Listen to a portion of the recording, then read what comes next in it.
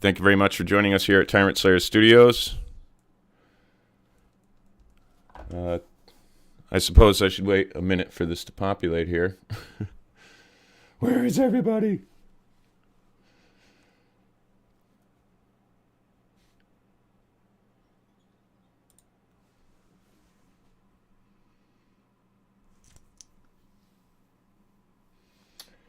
Well, hello. Thank you very much for joining us here once again, at Tyrant Slayer Studios. Tonight we are going to be joined by a very special guest. We have Senatorial candidate, U.S. Senatorial candidate, Mr. John J. Flynn, joining us this evening. And we are going to be punting some very serious allegations out here this evening. We're going to be talking about the governor of the state of Connecticut and his wife and her partnerships, and some pretty big companies that seem to be fronts for laundering money off into the Cayman Islands. Pretty big deal. We got some pretty serious corruption from top to bottom here in the state of Connecticut, and this man is running against the good old line Danang Dick Blumenthal, one of Connecticut's longest running and most successful criminals, if I do say so myself in my humble opinion. But let's just dive right in, because I can continue talking for hours on end. We're going to introduce to you right now Mr. John J. Flynn. Now, Mr. Flynn is, like I said, running for Senate here in the state of Connecticut. He is running against lying Danang Dick Blumenthal, and we hope to God in this state. I didn't say that. Go ahead. We hope to God in this state that this man wins. He appears to be very tenacious in his efforts, very sincere and genuine in his campaign, and I think the state of Connecticut needs to get behind this man 100%. We here at Tyrant Slayer Studios support him 100%, and we're going to allow him to introduce himself here to you this evening, tell you a little bit about his campaign, what he hopes to do in this state, and then we're just going to dive right into the unprecedented level of corruption which appears to be just beneath our noses here in this state. So, John, take it away, sir. Hello, New England, and I thank the Tyrant Slayer for quadrupling my following. In other words, I just got taken off YouTube last week, and we had one video. We average about 200 views, which is nothing to write home about. But then we did one on mortgage fraud that had 8,000 views, and we had 50 people who had their houses stolen call me, and we interviewed every single one of them. We've uncovered 100 million in mortgage fraud in 1 week. So we called the office of the chief court administrator, Mr. Patrick Carroll in Connecticut. Now, keep in mind, I have an ongoing dispute for 20 years with the state banking and securities division of the state of Connecticut. But for our discussion right here, right now, okay, I'm a 24 principal, NASDAQ principal. I'm a Series 7, 63, 55. The 24 I mentioned is the principal's license. I wrote the Series 55 license, which is proprietary trading, okay? I'm an arbitrator with NASDAQ. Yep. And I filed 350 securities cases so far. I'm not an attorney. Don't claim you're an attorney if you're not, if you know what I mean. And what's interesting in Connecticut, which people don't realize, is that, Bernie Madoff, who I sued 300 times or some ungodly amount, I was a whistleblower against him in 2000, about 5 or 6 years ahead of anyone else. And the state of Connecticut stayed every court action I ever filed in Connecticut Superior Court. Some went to federal court. Those were stayed pending arbitration with Bernie Madoff at NASDAQ, FINRA, and the SEC. So I have a real beef with Congressman Jim Himes, who is a manipulator. Obviously, he is being currently accused by James Comey of falsifying and creating the Russia collusion narrative. So If you guys want to debate anytime, anyone, anywhere, I'm open. I'll answer any question you have, and you might be surprised of the answers. So thank you to Tim. God bless you. Let's get on with the show. I want to give a little background. I mean, I'm committed. I made a commitment to end certain corruptions in Connecticut. Now, we're currently with a group of friends of mine. We're suing about 16 judges. I just sued the first federal judge, Underhill, if you know him. Wow. But, cases that we're covering, for example, here's one that we sued. A friend of mine sued Judge Spader in Stamford Superior Court for mortgage fraud. He had a $3.5 million home stolen due to a fictitious mortgage that doesn't even exist. It's only $200,000. He's a Cantor Fitzgerald guy. He's a giant, and he's super intelligent. And there's a narrative that we can spin off this at a later date that will blow your mind. Yeah, absolutely. I mean, we can go really deep into this rabbit hole of what seems to be irrefutable corruption here in the state of Connecticut. Remarkable. Now, for example, the reason why they went after me is because I filed a patent with a guy from Stanford for internet arbitration. Do you understand? NASDAQ is an arbitrator. Didn't realize the internet even opened. And I say, well, here, I file a patent, which they wanted. So what'd they do? They unleashed Carmageddon on me. There's other people that have similar stories in Connecticut. It's quite remarkable because one of my friends filed for an e-commerce patent when the internet first opened. He has it. Guess what? They don't want to pay him. So a friend of his opened another one, patent. 3 guys in Connecticut have some pretty strange patents that are, at the beginning, people thought, oh, you're crazy. The third guy has a carbon credit patent, the first. Now, if you understand global warming and the charade and the Green New Deal and the charade and the whole discussion about carbon credits, the other 2 guys I'm talking about worked at Cantor Fitzgerald, which got blown up in the World Trade Center. Okay. Myself, I interviewed there, but I didn't take the job.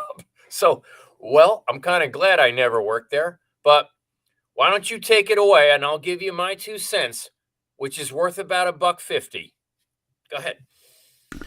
So John and I have recently been taking a very thorough and close look at some offshore bank accounts owned and operated by Anne Lamott, our very own governor's wife. She seems to be connected with some private equity firms, quite a few of them.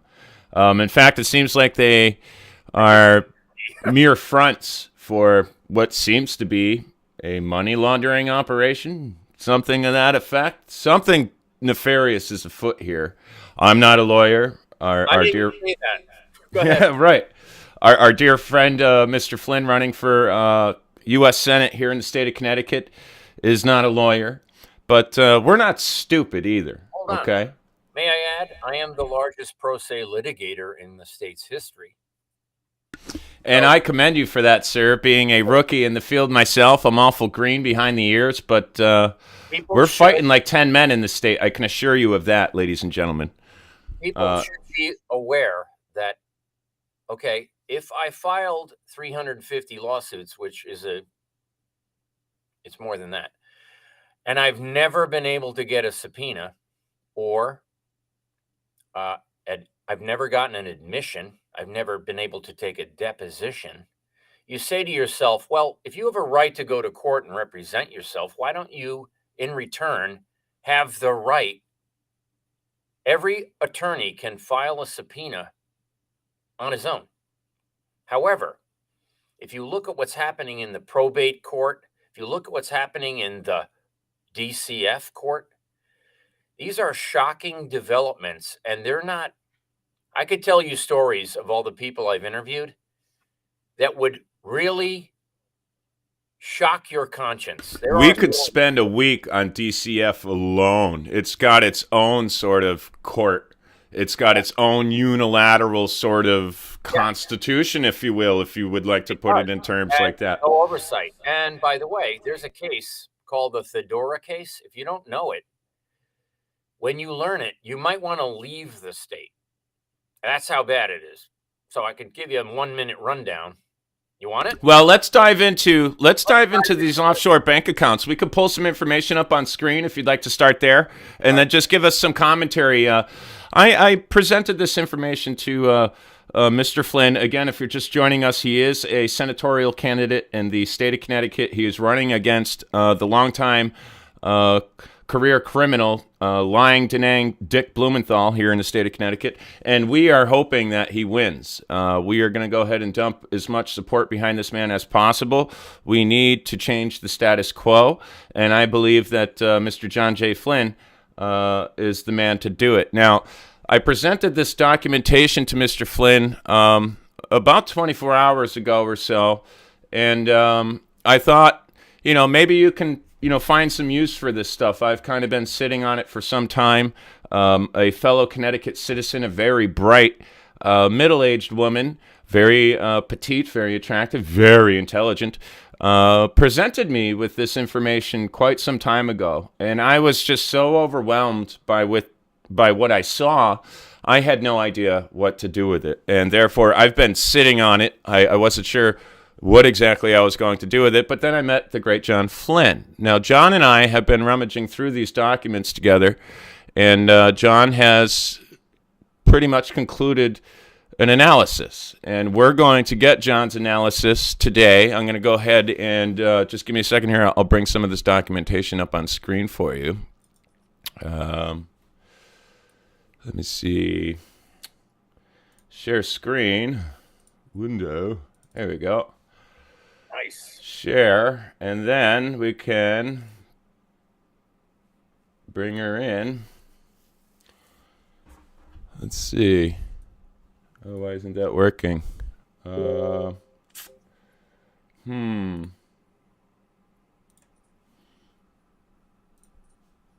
if I do this. Oh, here we go. There we go. Let me see if I can make that bigger for everybody. Please bear with me. That's moving awful slow. Why is that like that? Let me see here. I asked some other fund managers to the same question. I told them what I thought, and then I asked them, to respond. And they all sent me an email. So I'm just going to reference that while you're talking. Sure. Okay. Well, if you want to comment on what you think of these documents so far, while I try to figure out technically how to get them up on screen with clarity, that would be fantastic. I'm kind of juggling around here. I can do that. So, in other words, I'd rather go last, but when you look at the documents now, if Ned Lamont gave his wife $784 million to invest. When you read some of the documents that we found on our own, about SEMA 4 and the Oak partnerships, if you look under Ned's holdings with his wife, now they have like 40 different relatives that they manage the money for. There we go. And if he got $781 million from the federal government for COVID relief and other reasons, to put it offshore, which is outside of various jurisdictions, though still under the SEC, you have to wonder why they did that. Because I know that back in the 80s and 90s, when I was a securities trader, the tax havens were used to hide income. And at one point around 2000, the federal government decided that you couldn't use the Cayman Islands, send them money, earn income, and then repatriate the capital back to the United States. So the Isle of Man is another destination with different rules. There's Belize, which is still open. I wonder why she didn't go there. If I was a criminal, I would go there. But if you look at the literature. You want to go now? You found it, right? You want to talk about it? Sure, yeah. Go ahead. You take over. So basically, this is all public information, ladies and gentlemen. You can find the information we're about to present here on opencheckbook.ct.gov. This is all public information. It's hiding right under everybody's noses. This is what we're looking at here is an analysis provided by the fellow citizen who was kind enough to share this stuff with me. Here, I'll go ahead and just comment on that real quick. I have no doubt that the money in those funds, in Anne Lamott's funds, at least some of it belongs to taxpayers. And I have to say, and I would think that you guys might agree after looking through this documentation and listening to our analysis that you guys would absolutely agree. I mean, I think it was sometime in June or July of 2019 that the federal government, yeah, there it is right there, between July 1st and August 1st of 2019, Connecticut received $781,019,711.02 in federal aid to the Department of Social Services. On July 31st, Anne Lamont moved $784,800,000 to a private pooled equity fund based in the Cayman Islands. Geez, those numbers are awful close. So the amounts and the dates match almost perfectly. I mean, this is irrefutable here, ladies and gentlemen. Like, I have to say, I wholeheartedly agree with this lady's analysis. Here's Oak HCFT Partners. Sorry, go ahead, John. I also agree. This is very suspect. Right. Yeah, we're not saying it's definitive. It hasn't been proven in a court of law, but I absolutely think there needs to be a very special investigation into Anne Lamott's offshore banking accounts. Well, first of all, it's not transparent, okay? Second of all, okay, this type of fund investment yields about a $10 million management fee annually, okay, $10 million, which is far in excess of what the governor makes, okay? Then when you do the real analysis is not here on the surface, okay? Hedge funds have offshore accounts all over the place. AIG had convertible hedge fund accounts. I did convertible arbitrage trading. All my clients had offshore funds. Why? Because of the treatment on a tax basis so that they're minimizing the taxes. And it is all reportable to the SEC. So it's not as if you can't just jump to the conclusion that it's illegal, folks. But what we're going to talk about later kind of zeroes in on it like a bullseye. Okay. So what you see and hear now, what she shows, all these companies on the left. Yeah, she's the director of. Okay. I have an article in my hand, what we have to read one page of. It's quite a long page. It's a 30-page article, folks. But the first page gives you everything you need to know as if a journalist was investigating and then draw a conclusion. The conclusion I have drawn, I'll give you at the end. But let's chime in on all these different Lamont Securities, Lamont Trading, Lamont Sharon, Lamont & Co., Lamont Donald, Lamont View Limited, Lamont Kevin, Lamont Robin. So this is a family-owned business, of course, super wealthy. Jessup Lamont, if you know about them, that bottom row item, you should, that's in of itself a problem. But Lamont Investment Advisors, okay, that's fee income-based managed money. This is a lot of money. But when you ask yourself, all these companies, this is venture capital investments, high risk. Venture capital means, A, the fund manager takes the money in. They have a deal on the upside. They have no risk if they lose money, and they get $10 million annually in fees. With this type of, 1.5% of $784 million is $10 million. So riskless income. The state of Connecticut has all the downside risk, and they give as much as a third of the upside for any profit over a treasury bill rate to the fund manager. Do you understand? And that's a marital asset. So when you look at how the fees are generated, you really got to wonder why the governor gave the thing to his wife, which is an obvious conflict of interest. A. B. It's not transparent. C. They don't report. They don't have to report the way if you were an investor. And here we go. This is a big point. The VC funding to startups is a lot riskier than putting money in a corporate treasury bill, corporate known short maturity.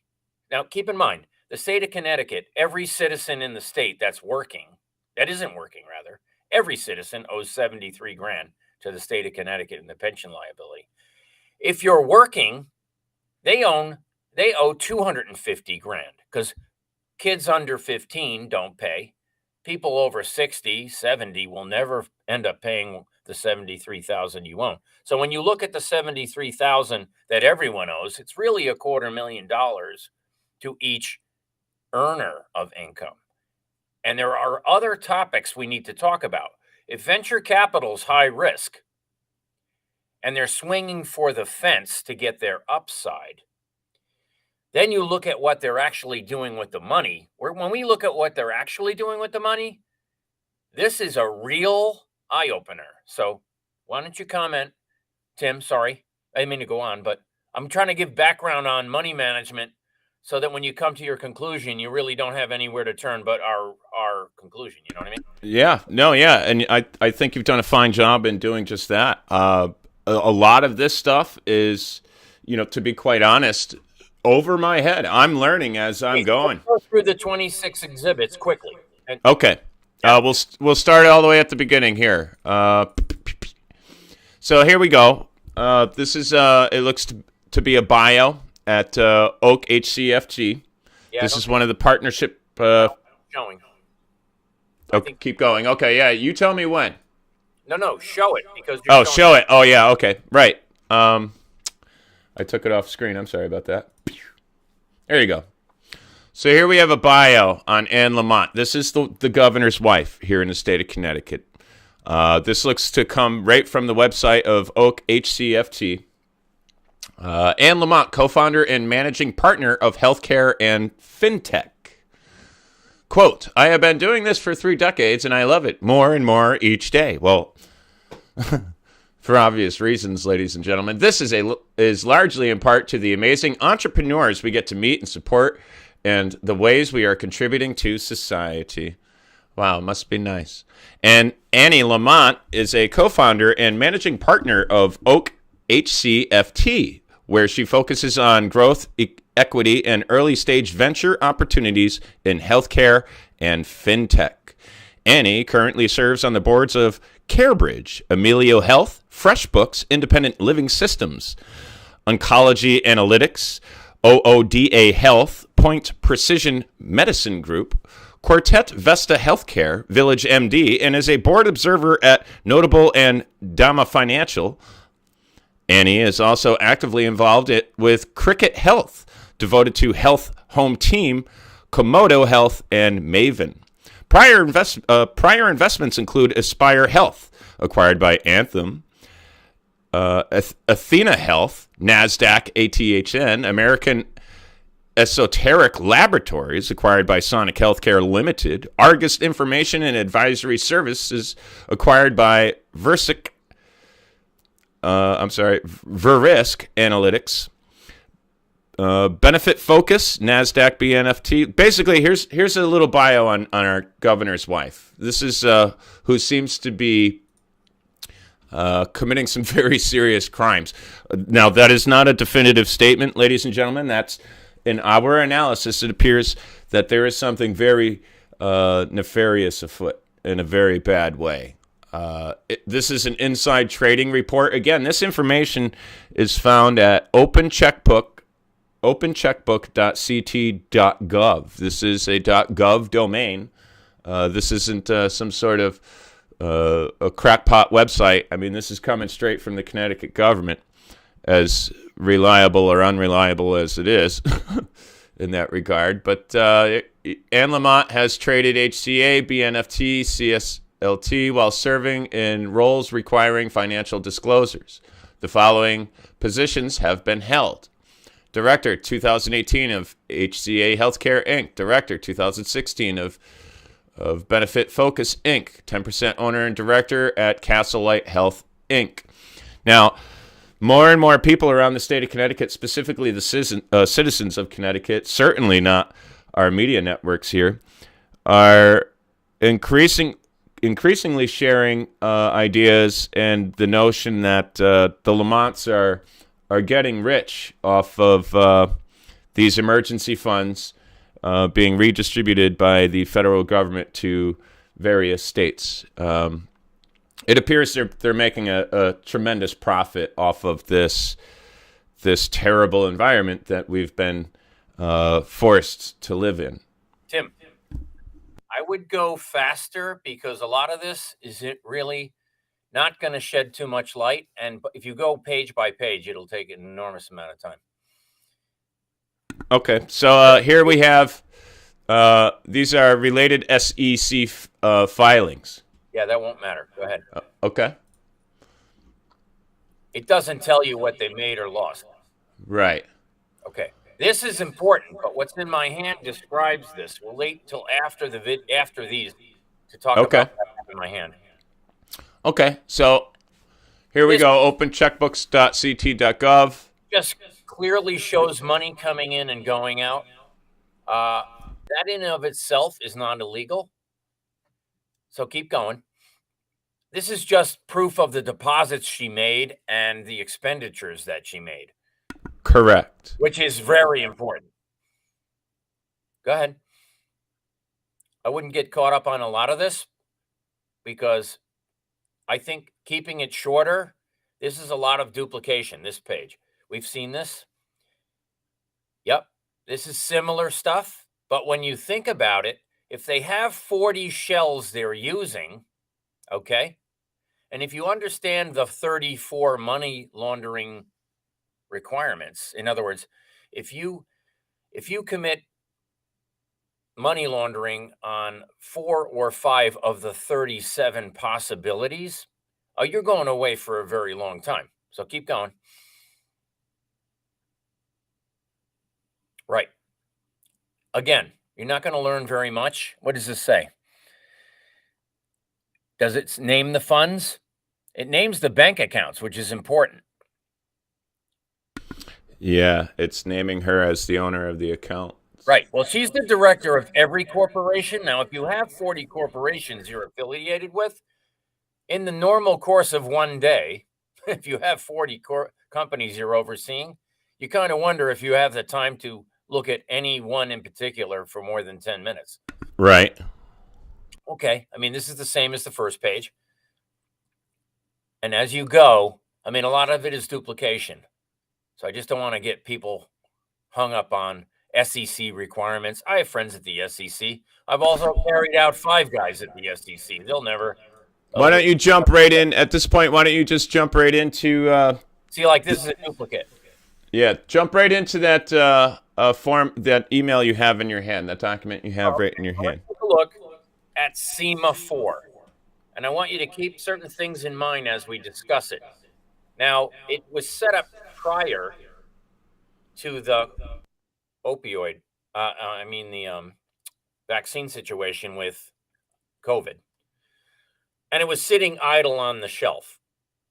So it had virtually no money in it, since it has 4 million more now than it did then. I mean, it had 4 million in it, and she added 781. How good of a fund manager could she have possibly been if she had $4 million and they're worth, I don't know, in excess of $30 million is my understanding. So I want to cover this article in my hand, which is about SEMA. And maybe I'll just read it as we go. It's a startup, okay? It's a venture capital startup with no track record. Now, why would you put the entire pension fund of the state in there, knowing that it's underfunded, taking risk on capital you can't afford to lose? And let me tell you, if this doesn't perform, there are reasons why the state of Connecticut and every individual here should be concerned because, and I'll get to that at the end. So here we go. Semaphore in Brantford, Governor-led Lamont's spouse, Annie Lamont, is a founder, managing partner of Oak HCFT, a venture capital firm that twice invested in Semaphore. Was it improper for her firm to increase the stake in Semaphore after the state's COVID-tested contract was lifted by the company? Well, that's a good question. The nitty-gritty is coming up. So it was in April of 2020. The state was desperate for help for any laboratory that could process COVID tests quickly. Much of the laboratory space in Semaphore at the Stanford-based healthcare technology startup was sitting idle. Now, her office is at Pickwick Plaza, which was referenced in those documents that we didn't see, in Greenwich at Exit 3. So that's where she goes to work because they live in Greenwich. But the fact remains, how do you oversee a fund in the Cayman Islands from Greenwich? I'm not exactly sure if she's approving the trades. She has no securities licenses that I am aware of. So she hired guys with the licenses to perform a function. And she is claiming in this document in my hand that she makes no decisions, nor did she make decisions with the capital they received from the state and many other decisions. So here we go. It's like a blind trust. Someone's sending money to her. She doesn't know who it is, yet she's the managing partner of every single thing associated to it. So you have to wonder, here we go. Much of the laboratory space in Semaphore, Stanford-based healthcare technology startup, no track record, sitting idle, its genomic data analysis business largely suspended by the pandemic. Okay. Less than 3 weeks later, as the virus continued to rampage across the state, Semaphore obtained federal certification to do coronavirus antigen testing, responded to the state's request for proposals. Okay, so Ned requested of his Valentine's Day lover for proposals for a COVID testing plant when she has no vaccine history as a biotechnology analyst, as a medical doctor, as a, no background in vaccines. Testing and signed for its first 2 state contracts paid for more than $25 million. So he asked her a question and she got a $25 million check. Okay. But one of SEMA's financial backers, Oak HCFT, a well-regarded healthcare venture capital firm, really, invested in the startup, okay, because they have all the upside risk and none of the downside risk. The state funded it. So that's your money. I'm going to keep saying your money when it's your money. So you understand that's your pension fund liability that you should not be risking. It should be in short-term bond funds right now. Why?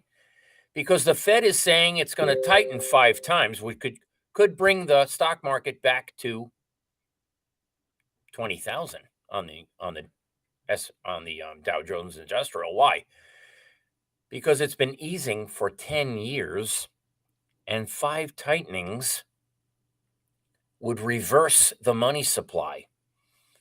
And since when it started, let me just backtrack. Around 2003, 4% of all the stock money in the world, in the New York Stock Exchange, the Chicago S&P 500, all those exchanges, only 4% was index related. So people did fundamental research. They invested in companies like biotech, for example, who had stage 3 drugs, multiple things in the pipeline, a lot of testing. They had a lot of people involved in studies, involved in placebo tests, involved in every type of test there is before a vaccine gets FDA approval. What I'm saying is they're investing in a vaccine that's untested. That's never happened before. And if you read recent articles, some of the types of diseases that are proliferating since the vaccine basic neurological disorders are up 1,000%. Okay. Now, let me just tell you, I got to caution you. We got to be very careful with the vaccine talk because YouTube will just. And now, even if what we're saying is we're not trying to disparage anyone who chooses to vaccinate. We're not making any claims about the vaccines. We're just sharing some basic preliminary data about some different things that have proliferated since the beginning of this entire fiasco, or however you would like to describe it. I'm going to stick with this one page because it's talking about the structure, how they got the original seed money from the state, how her other fund backed this fund, SEMA 4, which is also a conflict of interest. Okay. In other words, she's a director of both, making the decisions. You'll see her statements when I hit them that she had no decision making later. You'll see. So anyway,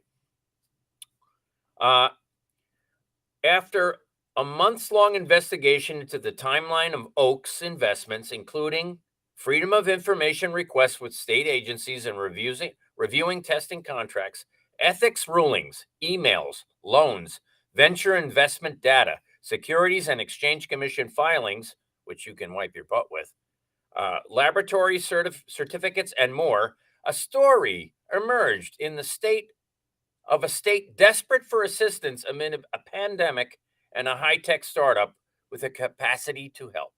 So in other words, they went to someone on a vaccine, on a pandemic that had no track record of handling that type of product. So the narrative has one constant, Annie Lamott, and has remained a managing partner at Oak HCFT, even while the state was awarding multi-million-dollar contracts to one of the companies in which Oak HCFT had a significant investment, SEMA 4. And even though Annie Lamott said she had no role in the procuring of SEMA 4's contracts with the state and no formal ethical lines were breached. Excuse me? No ethical lines were breached? Hello. She's the emperor with no clothes. Okay, so here we go. Her company expanded its investment. That's your money. Actually, it's a fraction of what you owe. In other words, if you have an $84 million liability and you're borrowing $74 million, multiply that by 10 and figure out that you're risking every dollar of equity you have in a failed pension fund system, and you're relying on COVID relief to bail out every city like Hartford, New Haven, Bridgeport, Waterbury. And yes, when you get right down to it, the final conclusion is going to set you back. You'll have to be sitting down when I give it to you. I'm sorry. But here we go. In turn, those state contracts boasted blah, blah, blah, SEMA 4's laboratory volume, and high-profile investors supported fresh funding, steering the company towards a $3 billion. I can't read that because it's a stamp over it. In the summer of 2021, Connecticut's taxpayer money may have helped get SEMA 4 to that point. Okay, so then it talks about the Mirror that says that Malloy awarded money of $17 million at one point. That's older money.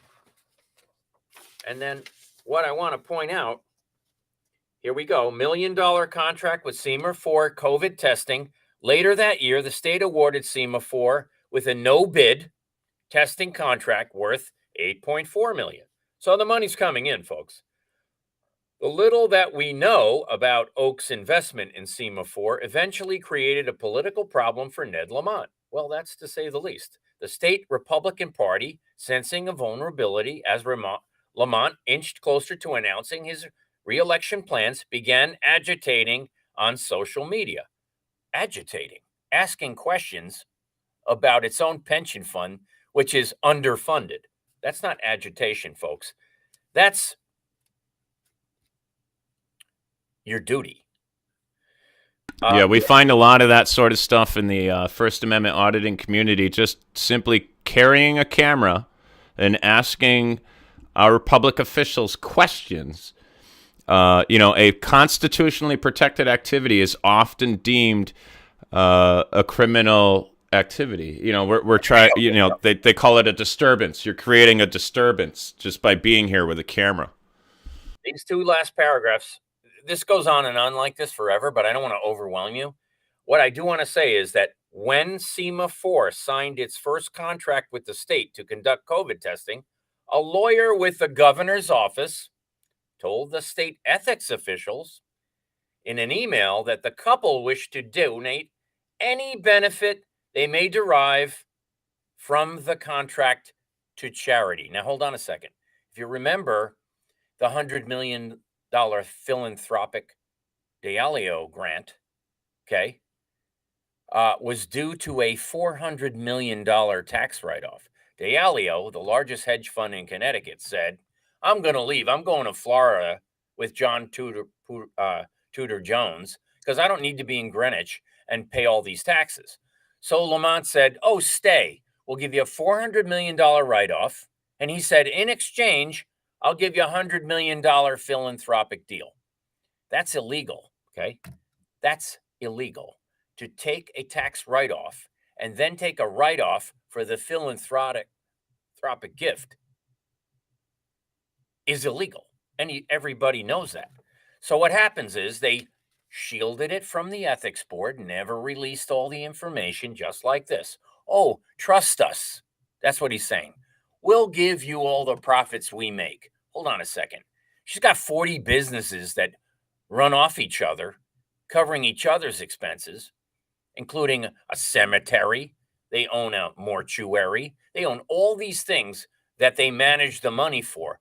That doesn't mean that they're going to be treated equally. What it means is they can expense all the expenses of every other partnership that they have through this partnership legally without disclosure in another country where we don't have jurisdiction to even serve a subpoena. So Connecticut residents should be wondering why they sent their entire equity towards a pension liability to another country where we have no jurisdiction and we can't even enforce a law there. We can't do anything in the Cayman Islands. Why? It's his own sovereign, as if Connecticut was its own sovereign. We have a king wearing no clothes telling us he's got us covered from an ethical standpoint. Okay, so this is the big paragraph, which I'm going to stick on the screen. Ned and I have no involvement with the decision to enter into a contract. She's the director. She's got to sign for it with SEMA 4 or the terms of its contract. Excuse me? She signed a contract with no input on the terms with the state of Connecticut. Hold on a second. That's fraudulent right there, as far as I know. You can't sign a contract that the state wrote to take the state's money. That means she's not a director at all. Whoever issued her this contract is the person pulling all the strings with the power. If it came from the governor to the governor's wife, that the contract was written by the governor, that the wife had nothing to do with it, and that whatever profits are made will magically be given to charity, folks, because we're such good people and we have our heads screwed on properly. Yet, we don't believe in pro-life. We're pro-abortion. We take human lives. We go down the list. We haven't arrested a human trafficker in 10 years, nor have we prosecuted one. So you go down the list and you say, ethics. They don't even prosecute. They're trying to prosecute someone who's committing felony perjury in our courtrooms is next to impossible. So they're not even, police don't enforce the laws. The government's laundering money out in the Cayman Islands. The governor and his criminal, potentially criminal family, the whole crime organization that is the Lamont family is. Hold on. I can talk about something that I don't know if we want to interject, but When you look at a blue state where the governor, Ned Lamont, told the state police not to follow federal law, don't follow immigration law, which is the Constitution, which is the Bill of Rights, which is the amendments, and you say to yourself, okay, we're in a blue state, we don't follow federal law, and we're telling the state police not to follow federal law, and municipalities. Ned Lamont went to every municipality and said, don't rat out undocumented. Don't do this. Don't do that. The judges he appointed, okay, have been doing totally different things. There is a gigantic mortgage fraud problem in Connecticut. I talked to 50 people this month that had their houses stolen for no reason at all. So why don't you try to conclude, and then I'll try to conclude with what I think when you're finished, if you don't mind. I'd like you to. Okay. My conclusion is, after reviewing these documents, learning a bit about all of this stuff, and discussing not only with you but a number of other individuals, that the Lamonts absolutely appear to be committing some very serious violations of our laws. And I believe adamantly that the Lamonts need to be investigated. Specifically his wife's offshore banking needs to be looked at very thoroughly. And as big a deal as this is, it's really just one tiny piece of what appears to be a really huge corruption ring that absolutely exists here in the state of Connecticut at the detriment of every single tax-paying citizen. It's borderline serfdom what they're doing to us here. We are on the hook for all of their crime. We are on the hook for all of this corruption. Let me ask you a question. Ready? If, for example, there was a fraud, for example, they misled people who had COVID. This is a hypothetical, so I don't think we can be busted for it. But let's just ask the question. If there was fraud discovered because of the genesis of the vaccine, okay? And if you notice in this document, I didn't read it, but they blame Trump for fast-tracking the vaccine. And then they blame him later for mishandling it and telling us how corrupt he is. But think about this. Ready? If Pfizer has problems with blood clots, sickle cell anemia, people who got the shot having blood clots problems anyway, having problems with the youth and the enlarged heart, okay? Or a lot of these things that we are now finding out are rampant. When you look back and see the causes, and then you find out there's financial fraud, that pierces the corporate veil on all these corporations. In other words, you have a son, he goes into a coma, liver failure, kidney failure, death, okay? This happens quite often. If you had an inkling that he was forced to be vaccinated when he was healthy, and the problems with the other technologies combined in a lipid, combined in a, let's say, nanotechnology, combined with a 5G risk, combined with all these other risks, you got to put them all in the pot and stir it, right? You're stirring it and you're stirring it, and you find out there's an element of fraud, whatever it is. That pierces the corporate veil of this corporation. That means they get your pension money from the state. You understand? So not only would the state have to defend thousands of lawsuits, if anyone's on the verge of discovery about the hanky-panky going on, can they attach the people who without their knowledge ended up investing in a scheme to defraud? Who wrote the contracts? It seems like they don't want to admit who wrote the contract. Well, right. That's just a buffer between these people. Right. It's a way to, something for them to fall back on should the dominoes start to fall.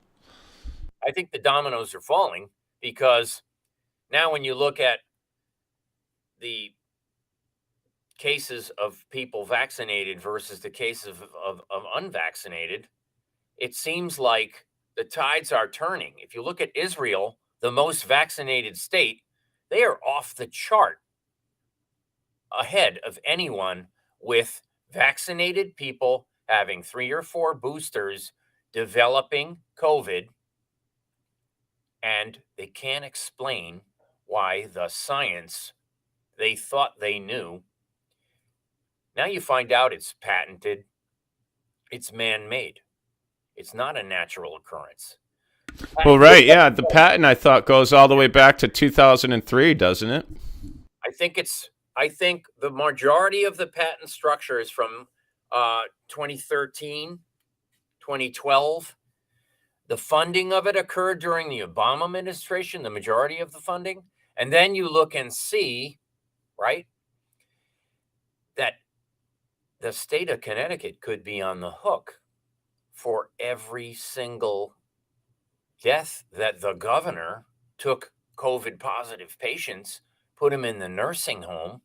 Oh, yeah. What a big mistake that was. And that's where the vast majorities of all the death Hold on, is. they're thrilled to do it again. They're going to do it again after not learning the first time. So, concealing the contract writer, having her state she has no input, having him state he has no input. You got to wonder, if we voted for him, who did he give the power to through an executive authority, like a magician pulling a rabbit out of the hat? I just don't trust anything he says at this point. So, I mean, give me your conclusion other than that.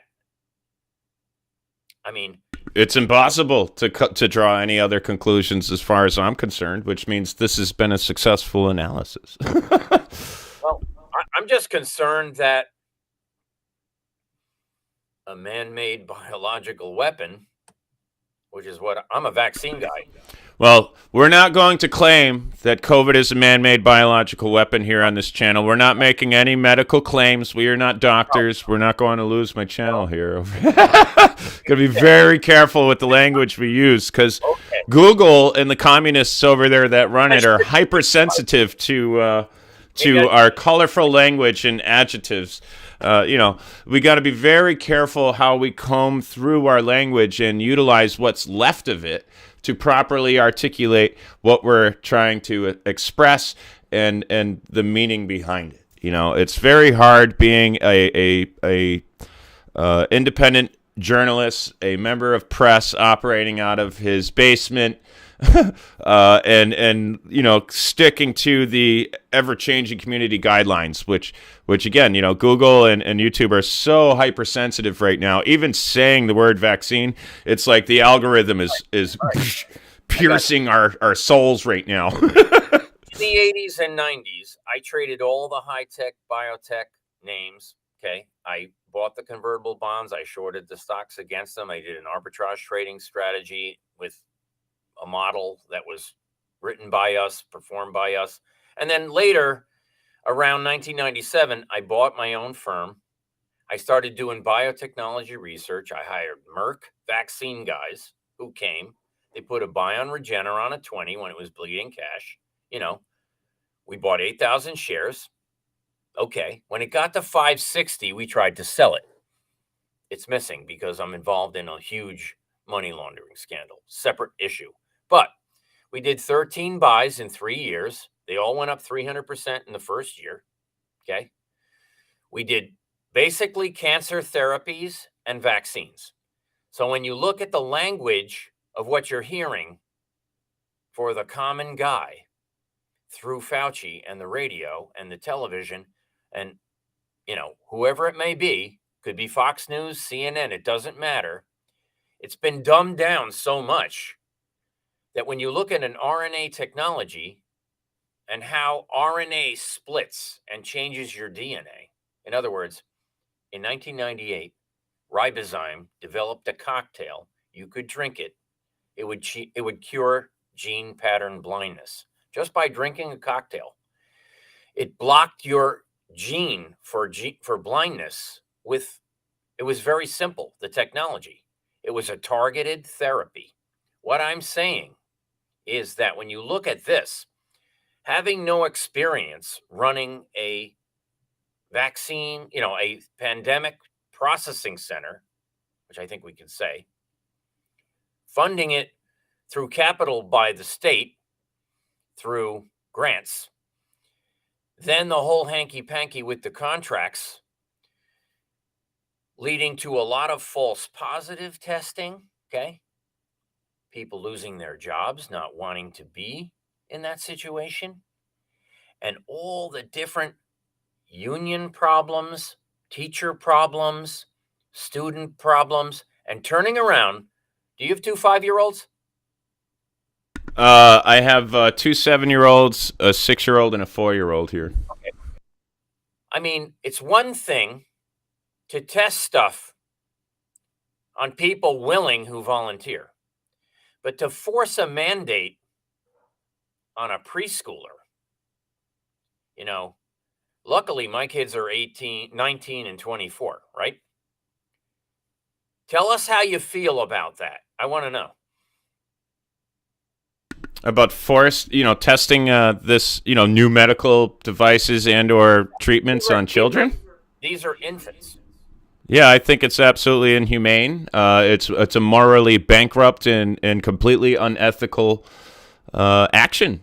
If they have healthy immune systems, why would you even subject them to such a thing that is minuscule, probably won't affect them anyway? Why force a kindergartner to get an untested vaccine?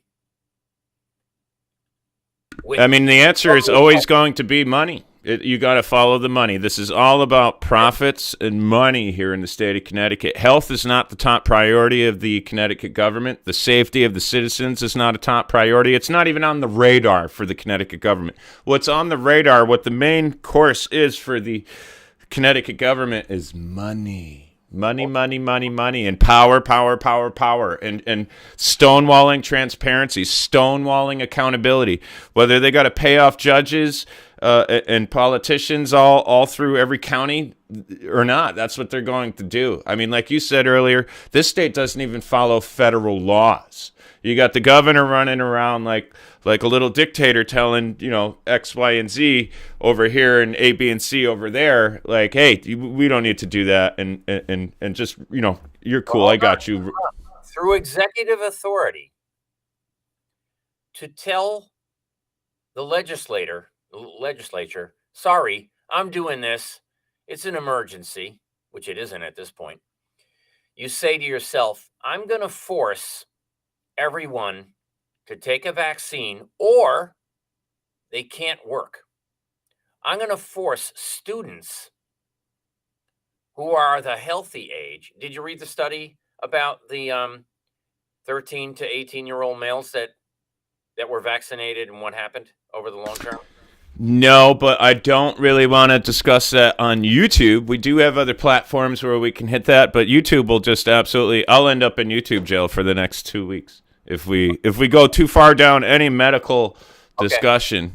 Okay. Anything that we say, even if it's 100% fact and it's a quote out of the New England Medical Journal of Science, YouTube will ban the video, throw me in YouTube jail, and claim medical misinformation. Even if what I say or what you say is referenced and we pull it right out of a published encyclopedia. It's medical misinformation just so long as it doesn't fit the political narrative and the false narrative perpetuated by our governor, by our state government, by our local media and national media entities like CNN, MSNBC, ABC, CBS, all of them, Fox even, they're all in this together, man. It's the people versus the state, and the state's got the almighty power of corporate media behind it. So, even with the truth, armed with the truth, we are fighting an uphill battle in this state. And for someone like John Flynn to come along and sacrifice his personal life to come out publicly and try to run for Senate against some of the biggest criminals in the state of Connecticut that anyone has ever heard of, is a very noble, very very gracious thing that he's doing. and I think you folks here need to listen to him more. John, why don't you go ahead and plug your Odyssey channel or your whatever platform you're putting your videos on now, since YouTube took down your channel. Ladies and gentlemen, this man had over 600 videos on his YouTube channel, and the government and big tech have seen to it that his work has been destroyed and diminished and deleted and censored. Okay. So he's picked up the pieces and started rebuilding elsewhere. Why don't you go ahead and just plug your domains? Okay. So we have a website, Flynn 2022 USSenate.com, which you can find some of the videos.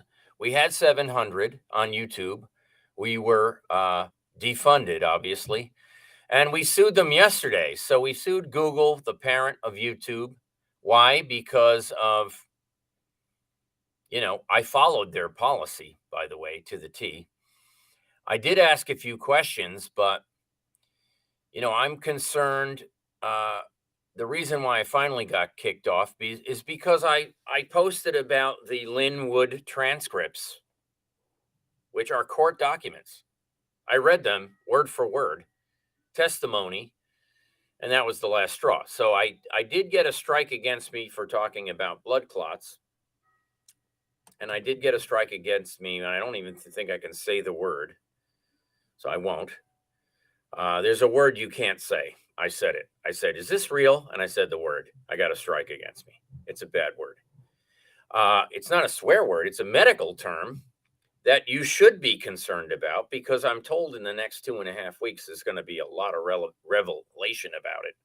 Oh, I know the word. I've been talking about it in other forums and avenues for about 9 months, and everybody's been calling me crazy for over a year. But if we put a list side by side of what I said about 18, maybe 20 months ago, and what I said, how it's all come into fruition here, it would blow the minds. Who's been right and who's been wrong? Let's make a visual scale. I think I'll do that. I am getting into some animation here. I've got a plethora of tremendous software. I could really break down for people with a nice... Just thinking about the word I'm thinking about, I get this rush of adrenaline. You know what I'm talking about?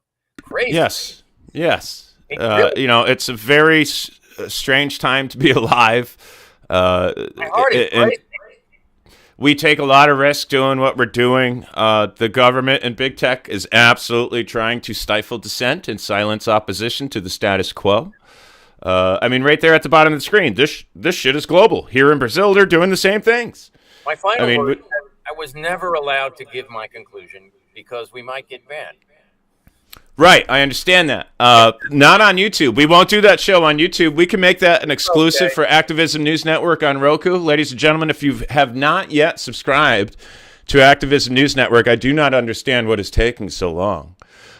We've got 21 folks around the country, including myself, making 22, that work very diligently to expose tyranny, corruption in various states throughout this nation. We have Rogue Nation, Acura Amanda, Big Nick, South Florida, Wrights Crispy, Disorderly Product News, News Now California, Joe Cool. We've got an outstanding group of people, men and women, who are working tirelessly every day to create accountability, to create transparency, to push back against this political opposition, this machine that wants to just bitch smack everybody into compliance. It's totally un-American. It's totally unacceptable. And if you have not subscribed to Activism News Network for the exclusive content that is on there, I highly recommend you do that. It's $3.99 a month. That's a couple coffees, a coffee and a donut from Dunkin' Donuts that you're missing out on if you invest in Activism News Network and the work of my colleagues and I. We can get into some very deep conversation where we don't have to worry about all that censorship, and we can go ahead and host that stuff on Activism News Network, and I would absolutely love to be able to do that with you. Perhaps you can join me here in studio. I can absolutely head out to your area. We can get together down there in your office. Any which way you would like, we can have these discussions, but unfortunately, due to big tech's relationship with the United States government, we just simply cannot talk about certain things and share ideas like we've done for hundreds of years in this nation here. We can't do that specifically here on YouTube. Facebook is getting pretty bad as well. Go ahead, John. I'm sorry. I just want to finish with one final statement. I hope you don't mind. So if the Senate has a 50-50 split and Kamala Harris is the deciding vote on every issue, she voted 11 times already as the deciding vote. I don't think people are following the laws being changed, the laws being written. You know, HR 1, the implication of same-day voter registration, the implication of ballot harvesting and no voter ID, the implication 6-to-1 money matching, and the invitation to fraud. What I'm saying is, folks, it's like a red carpet. We need to vote out every congressman in New England. Why? Because New England is ruining the United States. That's my impression.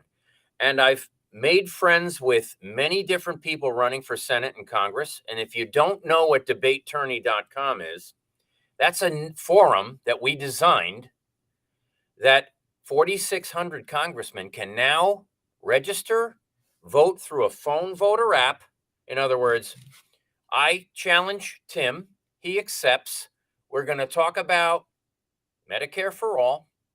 We say, these are the pros, these are the cons. We pick a moderator between us. We can ask each other questions that we want to be asked, that we want to ask, not what someone else decides.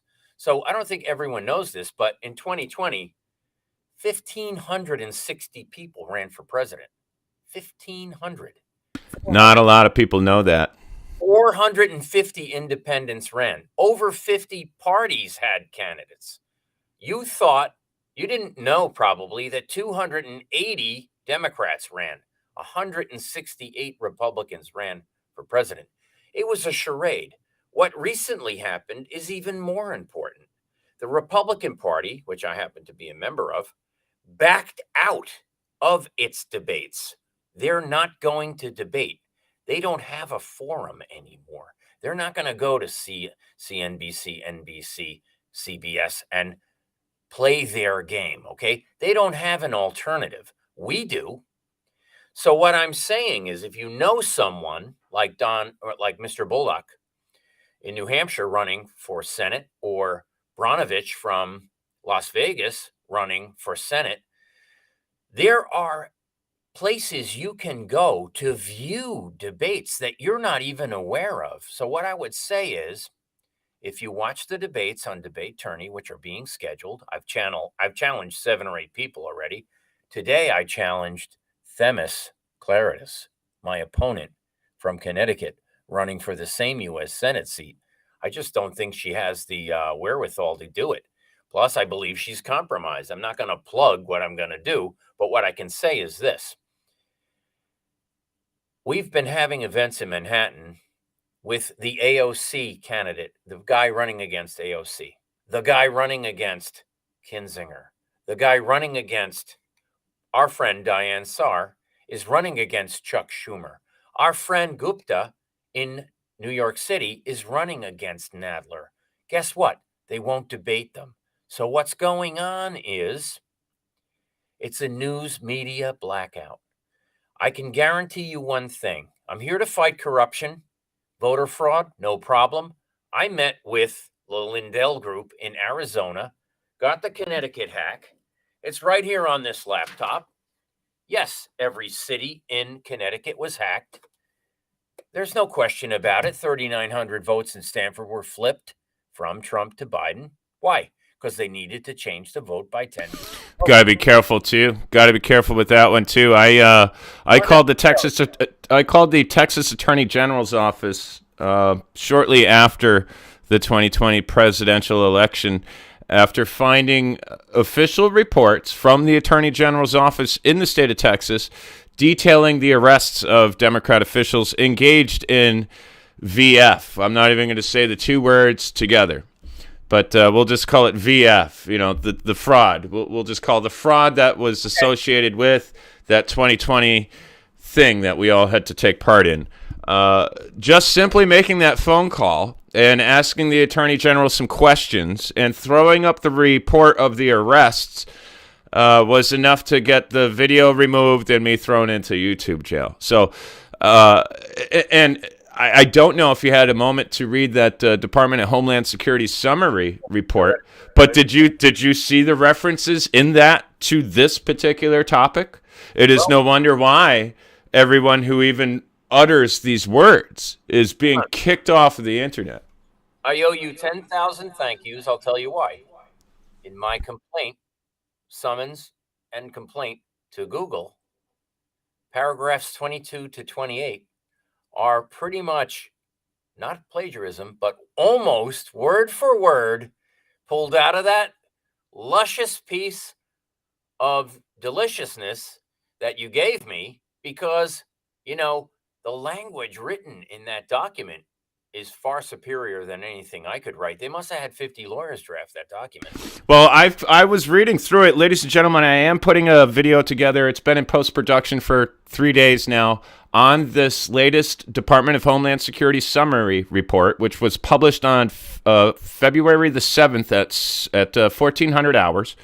And basically, I think what the average American needs is a full-time translator for the language that's used in this document. And I would like to elect myself translator of the document. I think I've done a fine job in my analysis of it. I'll let the audience decide when I do publish the video, but we do have the summary report for you. No. And I think you guys are going to find it very interesting. This is the lawsuit against Google. But let's cover that. Before we go, we'll cover that. And I'd like to discuss that with you tomorrow because I have a couple, 2-3 lawsuits I could file against Google for the very same thing. Okay, here. Let me read paragraph 22. Ready? It gives you some flavor.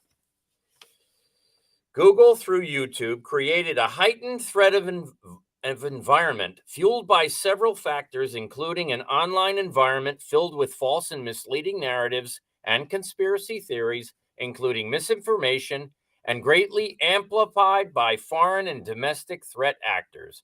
These threat actors seek to exacerbate societal friction through fiction, to undermine public trust, attack conservatives, encourage Black Lives Matter and Antifa, inspiring looting and socialism, to destroy religious freedom and religious exemptions protected by blah, blah, blah. Google seeks to defund police, promotes ideological beliefs not supported by religious views or those of the Catholic Church in fundamentals not supported by the far left. That's paragraph 22. The others are even better, but I just want to give you the flavor. Yeah, I like it. I like it. Spot on, man. Very spot on. Here. The next paragraph. Ready? Google's views increase the volatility and risk to America, unpredictability, and the complexity of the threat environment. Where prisons are closed, prosecutors allow for the complete abandonment of the rule of law, due process, and the abandonment of the Constitution in the Constitution Blue State of Connecticut. Google promotes false medical narratives, calls for political threats to undermine the public trust. Google attacks faith-based institutions protected by the First Amendment, higher learning, law enforcement, and patriotism, including the military. Got a question from the audience for you, John. Cool. How can we get a forensic accountant to examine the accounts of the Lamonts? Basically, how would we go about examining these offshore accounts? Do we need a special prosecutor? Who do we hire as an investigatory entity? Because we certainly can't rely on the state of Connecticut to investigate itself. Governmental immunity. Judicial immunity is huge. Now, you realize this mortgage fraud stuff, they're attacking it from a different perspective. In other words, administrative misconduct is not a protected immunity. They took away qualified immunity from the police this year, right? I'm going to take away judicial immunity from a couple of judges this year. They didn't take away absolute immunity of the judge who protects the cop. So they really didn't do anything in the legislature worth mentioning, you know? When does the legislature do anything to write home about? I mean, they seem to be a bunch of communists. Whoa, hey. It's a I'm big not allowed word. to say what I want to say, but you can get away with that one? Come on. Okay, so the next few paragraphs are just as good as the first two I read.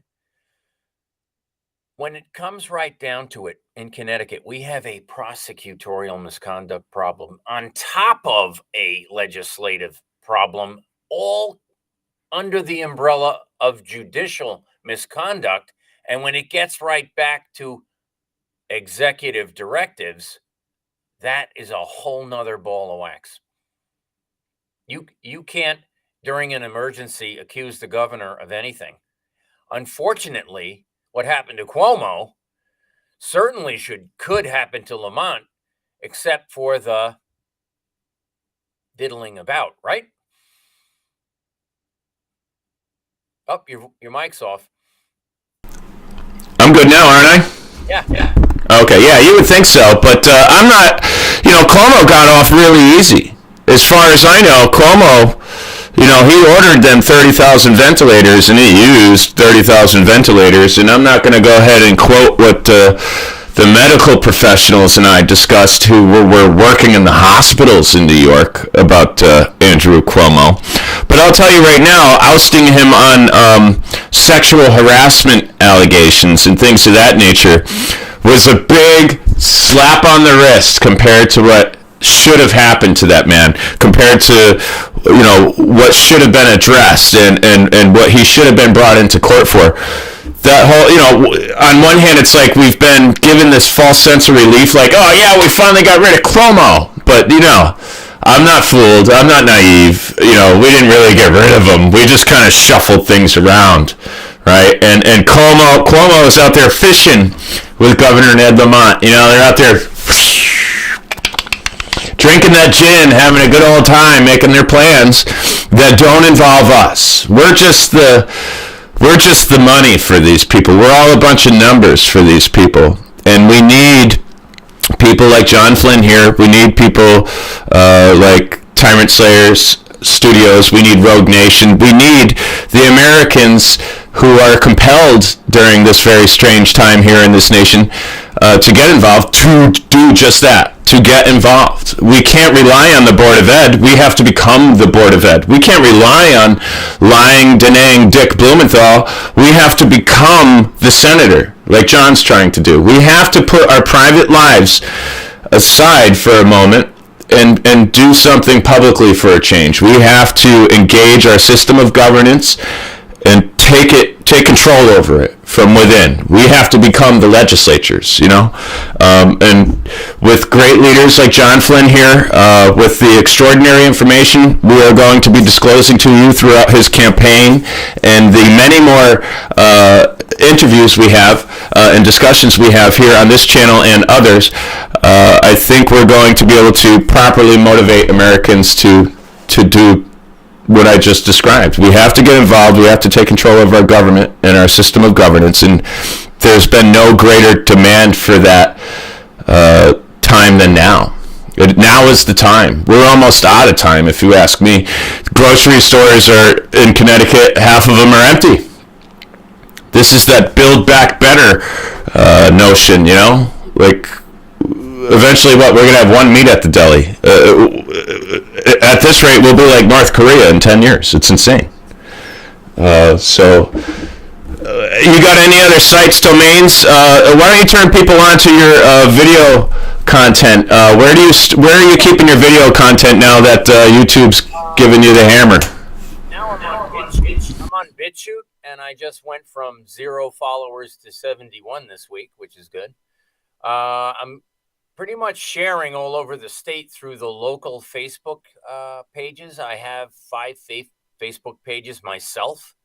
So we're gathering momentum. A few of them are at 5,000 followers. But where can the folks at home find you on Facebook, sir? Look up John Flynn. I have 5. And the main one is problematic to join. because it's basically been attacked by the Microsoft network so many times. I think I had 214,000 viruses last month. But the other ones, I kind of found a strategy to have them leave me alone. In other words, I joined Black Lives Matter discussions for every discussion, and I joined Antifa and I joined the NAACP in Connecticut through those email addresses. So I get. Yeah, the algorithm, you're kind of trying to trick the algorithm. For those of you at home who are not so inclined, basically he's trying to blend in. He doesn't want to be noticed and then get kicked off. You got to blend in. You got to act like you're one of them so that you can avoid censorship. You think I'm Black Lives Matter, but like one interesting thing that's super important. We had sued Richard Colangelo 5 times for money laundering in the past, and I can tell you the case numbers. They're in the screen. But a year ago, actually 2 years ago, we sued him for taking a bribe in a murder. And we have the videos they don't have. We have 40 videos they don't have. So when we sued Colangelo for bribery, recently he got fired, asked to resign. He did resign. But the question is whether he'll actually be investigated for the covering up of a murder of a taser death. Now, what's interesting is this. Taser stands for Thomas A. Swift Electric Rifle. It's a firearm. So when 6 cops tased a boy in Stamford at 1:30 in the morning, okay, the body cams are from 5:29 a.m. with 21 cops and an actor playing the boy. So the boy was tased at 1:30, died at 3:10. We know that on the doorbell ring. I removed it from the door. They don't have it. They've been maintaining for 2 years that 21 cops came at 5:29 a.m., chased him down the street. Boy, that Stephen is fast. They caught up to him, said, hey, they gave him a really hard time. They bragged that they made him crap his pants. So this is a pretty disturbing video in our possession that we haven't released. But to have the chief state's attorney be fired for lying, because what the process is, I need to clue you in on. When the state's attorney wants to bribe Black Lives Matter or the NAACP, what they do is they pick up the phone and they call Attorney General Tong. Tong turns to the governor and says, wow, we got to put this fire out before it starts. They want $30 million. I suggest we give it to them. Well, unfortunately for them, the lawyer who handled it is not in good standing, isn't registered in the state of Connecticut. And I saw her. I can tell you her name. Her last name is Lindsay, if everyone knows her. She's been very vocal at the Capitol all the time about Black Americans being the pincushion on testing. Well, hold on a second. To find out the guy was fired, asked to resign when he was police commissioner of Easton and took the Shaw as the captain and replaced the captain in Stamford, who viewed the body cam evidence and quickly resigned. You've got to wonder about the 70 other murders he investigated that he ruled were clean. In other words, wrongful death cases were filed. This state's attorney ruled on all 70, except for one, that they were clean homicides, justifiable uses of force, when in fact the autopsy's falsified, the body cams are falsified, the murder evidence was tampered with and destroyed. As far as they're concerned, no tasers were used. This is a big deal, folks, because no one wants to find out that their kid was tasered to death at 1:30 in the morning when the cops maintain their innocence, testify. Now, where in Connecticut did this occur exactly? Which troop was involved? Stamford Police. Oh, this is a local department. Kilcoyne. Okay. In the video. Who's in the video? Rhett Connolly in the video. Nusura. Hey, being that you're so knowledgeable about this, and it is news to me, I think you and I discussed this privately once before, but given that this is, you seem to be well-versed in this material, this subject matter, the incident, the circumstances therein. You were talking Perhaps about you and I can pull. I'll do a FOIA request, Okay. and we can You dive. you and I were talking about immunity, right? Well, Yeah. I'm saying that if they took away qualified immunity, which I've done many court cases about qualified immunity, I sued East Haven 3 times, I believe, over qualified immunity back in 2013, 14, and 15. So there are things we need to change. And people ask me, what would I do if I became a U.S. Senator? I say, well, first out of the gate, I'd change the FBI guidelines and make them a law. It's not a law. Who follows guidelines when you can't be criminally prosecuted? So you say, who's got absolute immunity? Well, the FBI does, because look at what Jim Himes is doing as our congressman. He allowed FBI agents to falsify information on FISA warrants to undermine a sitting president, which is treason. They're not in jail. Why not? Why don't they investigate these things that they're uncovering, like with the DEA, with the CIA, with all these government entities? You make excellent points, John. I'm behind your campaign 100%. I hope that you find all the success you deserve. I'm going to do everything I can between now and election time to give you as much exposure. I'll give you my platform anytime. It's been an absolute honor having you here today. Before we close things out, have you seen the false arrest that occurred involving me on November 29th? And if you did, can you share with the audience what you feel about that? We talked about the judicial marshal crawling on the floor like an infant baby, and I just interviewed a guy named Sam from Stanford the other day, 2 days ago. He has 5 or 6 false arrests. I've seen the data. He was falsely arrested. There are some high-profile false arrests. Yours is kind of commonplace. I'm going to lay one on you right now. So TJ Elgin, I think you know him.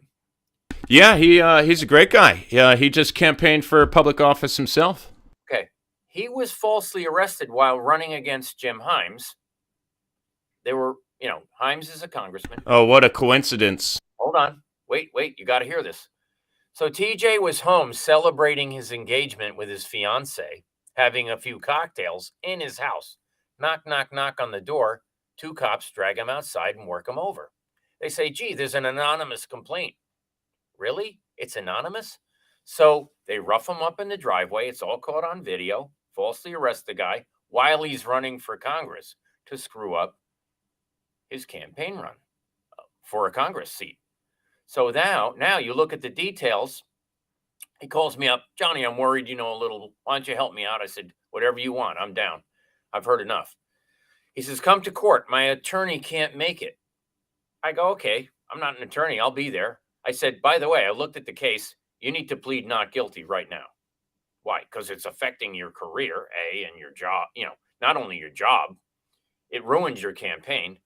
And he was obviously innocent. Obviously, he was falsely arrested. We're talking about TJ Elgin. I did a special on Hemp House News, and I visited his wife's shop. They are incredible business owners. They're incredible citizens. They are very bright young entrepreneurs with great aspirations. Hold on. You don't have to. We're not at the nitty gritty yet.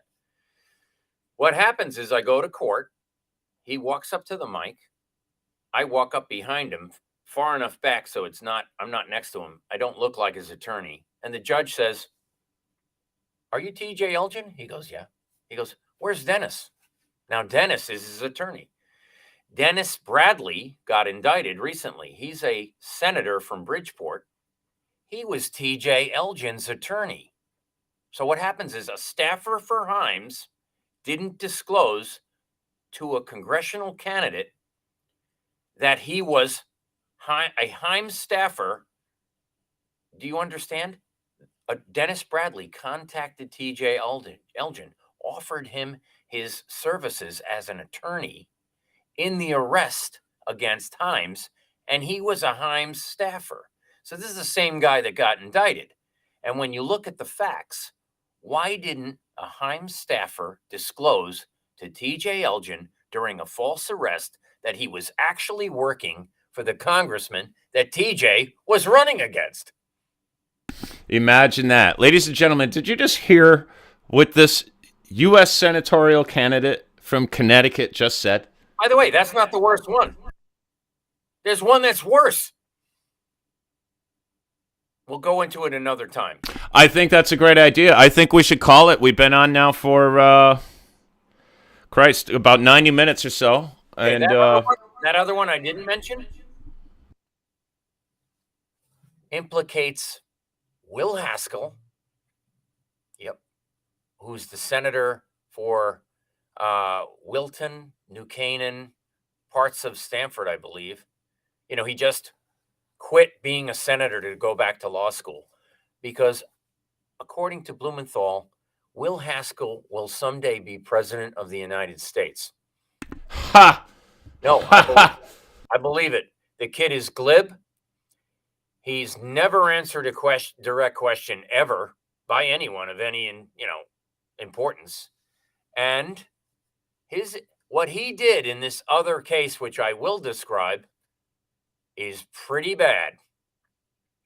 So I'll leave you with a cliffhanger. Yeah, I think that's perfect. Once again, if the folks at home want to find you, you are on BitChute. What is the name of the BitChute channel so that people can watch your video content directly and learn a little bit more about you? I have no idea. If the people could contact you. You know what? I'll put there. That makes it simple. We'll simplify things. After we close down this live stream, by tomorrow morning, I'll have links underneath this video for people to find you on BitChute. We'll plug your Facebook there. Right beneath the video here in the video description, we'll go ahead and link people up so that they can find you online. I really need Twitter following at this point. I'm pretty good where I want to be on a lot of different things, but I'm told if I don't have 39,000 followers on Twitter, I will not be elected. And I have 1,800, I think. I can't remember. Twitter is a very difficult platform. And I feel rude. I almost neglected my audience here. We should just take a roll through the audience before we close this out. I mean, before I do that real quick, Twitter is very hard to get going. I haven't had any even minimal success on all the platforms I've ventured off onto. Twitter is the most stagnant and the slowest growing. I don't know what it is about the algorithm or my verbiage. I don't know what the problem is, but Twitter does not like Tyrant Slayer Studios, that's for sure. But let's take a look at the comments here. Rattlesnake and Yellow Grits, thank you so much for being here. Les Paul, thank you so much. New England Truth, always a pleasure to see a familiar name. Thank you for being here, sir. Larry Irwin, thank you very much for your presence here this evening and joining us. I do hope all of you folks enjoyed the content this evening. We're going to be touching more and more on this as time goes on. We've got a bunch of content, a plethora of content that we're going to be putting out this week. We're going to be going live more often than not. I think you guys, go ahead, John. I want to introduce the candidates I've been meeting across the country. I think that's a great idea. In fact, you and I have been discussing doing interviews here on Tyrant Slayer Studios with other candidates, possibly. Let me mention two quickly. Do you mind? Yeah, go ahead.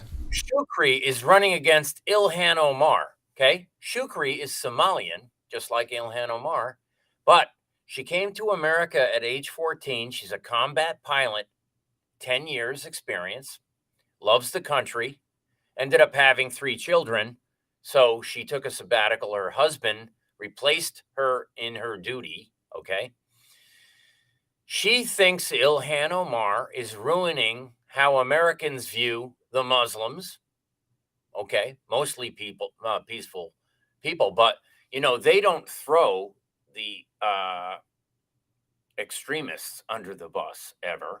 Okay, so that's why. Well, right. That's something I've been writing about for years. I mean, there might be there are different cultures around the world, and in a third world country, there might be a beheading or something after a trial of some kind, whatever the circumstance may be. There might be a stoning, public stoning of a woman or whatever is going on, and half of the people are out there cheering and having parades over this stuff, throwing candy around, and the other half just kind of sit idly by. And throughout the years of writing, I've noticed that the United States government classifies these people as non-extreme. They're moderate Muslims, or non-extremists, or there's been a number of classifications for them, but it's very unfair, to say the least. So I think Branovich will get a Senate seat. I think that Bulldog will get a Senate. I think he'll win his Senate seat. But there are candidates that are virtually unknown that could win easily with a little support. Like if everyone on the page, say there's 40,000 people, if they sent him $1, he would probably win. Let me bring up a name, Mike Zimblakis. Does anyone know him? No. He's on the Upper East Side of Manhattan, okay? He has parts of Brooklyn, Bronx, Staten Island in his jurisdiction where he's running in his district, which is being, the lines are changing, so he doesn't know exactly what his district is. But listen to this. He's running against Caroline Maloney. Do you know who that is? Okay. His opponent is 74. She is on the board of the Humpty Dumpty Foundation, which was an Epstein child human trafficking front, okay? Epstein's gone. We know that. And some people say he's off in, a special prison, alive, chirping like a bird. But if you think about the opponent that Mike Zimblakis is going against, she's on the board of directors of a human trafficking child pedophilia ring. Now, if he can't win, I don't know who can. But the problem is it's an easily obtained seat. There's a lot of easily obtained seats. I don't think Nadler's seat is easily obtained. I don't think Chuck Schumer with $28 million in the bank is an easily obtained seat. Me, myself, and I going against Blumenthal, I don't think I need any money to beat the guy, truthfully. If people would share, if I had a media that would write the facts, or I had radio stations in Connecticut that would allow me on, which is my hurdles. Okay, my hurdles are different than most people's hurdles. We have the facts to totally annihilate him, okay? It's not about stolen valor. That's about this important, in my opinion.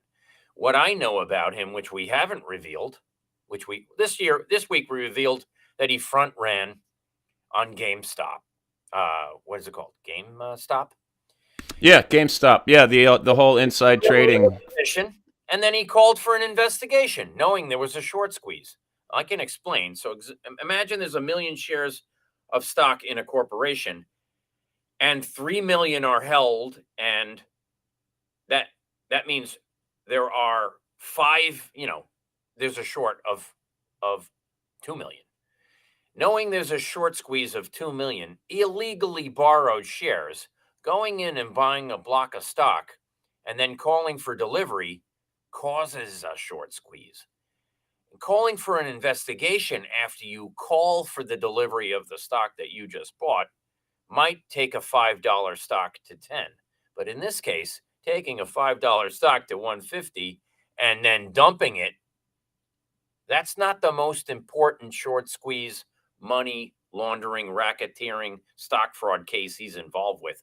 Another one we described would take an hour to explain.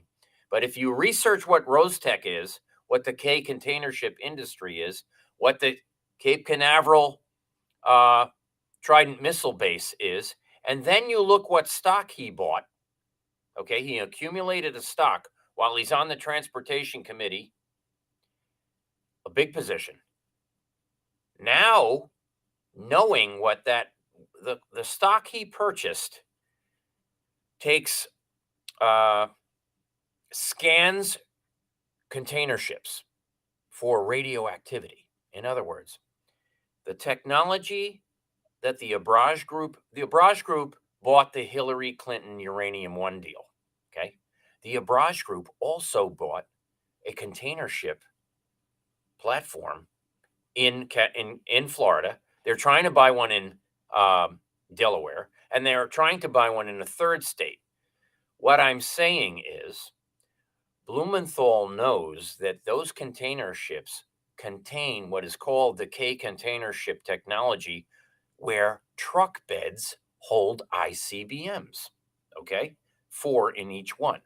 Now, what's happening is we are being told that the United States is being extorted and bribed, okay?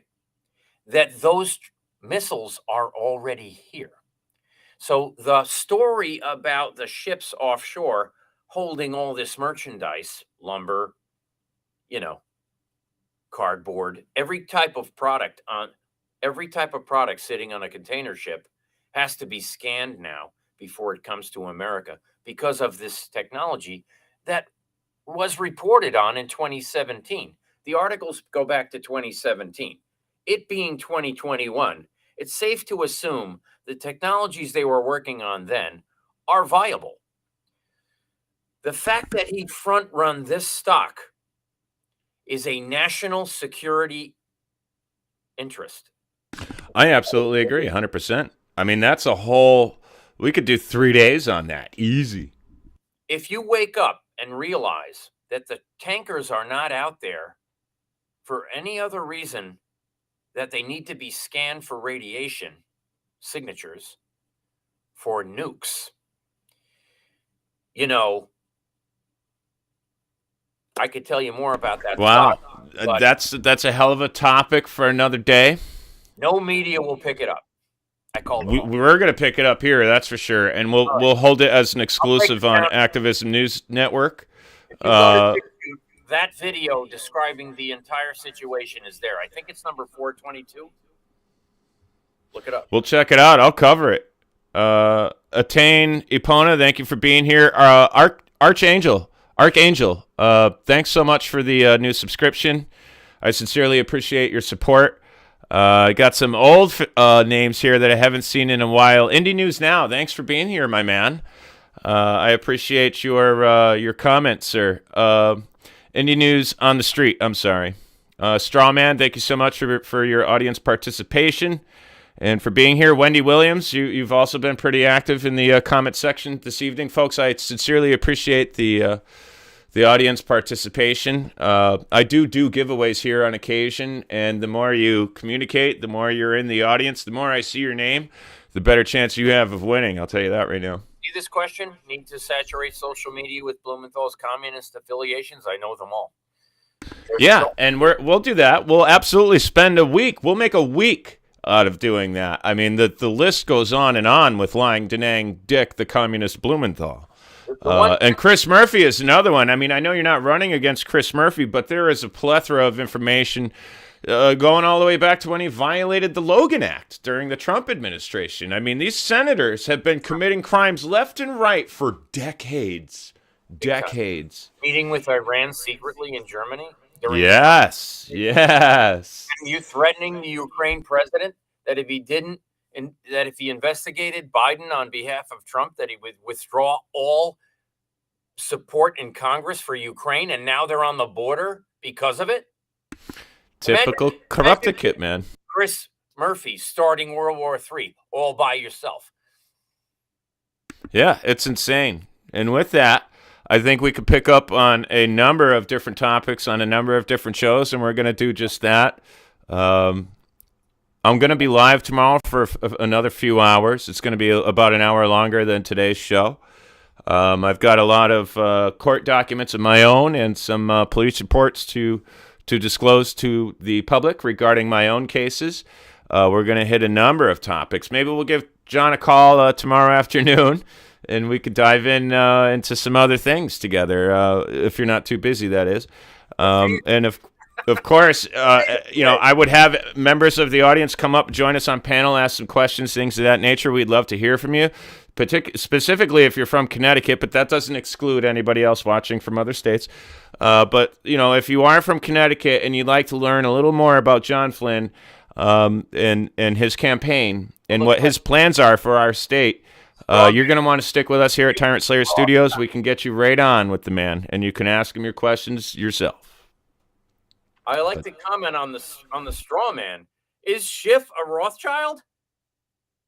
Bankhouse Harman or Rabobank or one of those things? Oh, right. Yeah, I threw that one up a little earlier. Schiff is Rothschild. Now, folks, if you don't know who the Rothschilds are, you've got to go back in history quite a bit. But these are some of the wealthiest families. It's one of many of the more prominent, more wealthy families that have operated in the United States for a very long time. The Fords, the DuPonts, the Rothschilds. These guys have been cornering and monopolizing markets since the very first railroad ties were being laid down. Okay. Oh, final note. I won't open my mouth again, I promise. Let's toast the Highlander. Just toast the Highlander. Yeah, we have a very interesting Connecticut citizen to put under the light. God, this story is insane. To the Highlander. You will know this man as the Highlander. He's got an incredible story to share with the United States, not just Connecticut citizens, but with everybody. The man is in fear for his life, and what he's disclosed in the last 3-4 days is enough to set anyone's alarm bells off. We've got to help this man. We've got to try to make him feel comfortable. We got to make sure he's well insulated from any harm before we can actually bring him on. It is a serious situation, and he is going to drop some very big bombshell news on corruption between the state of Connecticut and Block Island. And I'll leave it at that. Don't say anything. Just rest assured that we've taken every precaution to get him the protection that he needs. Rest assured. We're working. Hey, what is your Twitter? What is your Twitter name? We got a member of the audience asking for your Twitter name. I'll tell you. Keep talking. I'll put it in the links for you. Of course, beneath this video, after we get out of here and end the live stream, I'll go ahead and get into the YouTube studio and edit the description. I'll post links to his Facebook, social media accounts, Twitter, and everything right here below this video in the video description. I think I worked my way through all of the audience members and their names. If I missed you or overlooked your name and I didn't shout out to you, I do apologize. No offense. J. Flynn for the number U.S. Senate on Twitter. So that's J. Flynn, the number 4, U.S. Senate. Thank you. And you can find the man on Twitter there. Let's try to get him a Twitter following, folks. Let's do the man a tremendous service. Let's put our minds and our efforts together throughout the course of this week to share this man's content, to share the links to his social media networks, and help him really, start gathering that moss. We need this ball of moss to gather everything it can, because it's going to roll up against and over Lang-Danang Dick Blumenthal. And that's exactly what we need here. I'll tell you why it's important. I'm helping more than 20 candidates and I figure that if 10% of them win, we could take back the Senate or secure a better Senate position. Or if I'm supporting 20 now and it ends up that I'm supporting 30, if you got 10 congressional seats, folks, that would be gigantic. So, like I'm saying, these other candidates, Gupta running against Nadler, he's a doctor. He doesn't know how to do it. He's got money. He's got no following. How do you go from 0 to 60 overnight? You get a massive amount of people and you tell a very interesting story, which he has. It's not as good as Mike Zimblakis, who should be winning out of the gate. But I'll tell you this. Diane Sare, S-A-R-E, is a class act, folks, going against Chuck Schumer.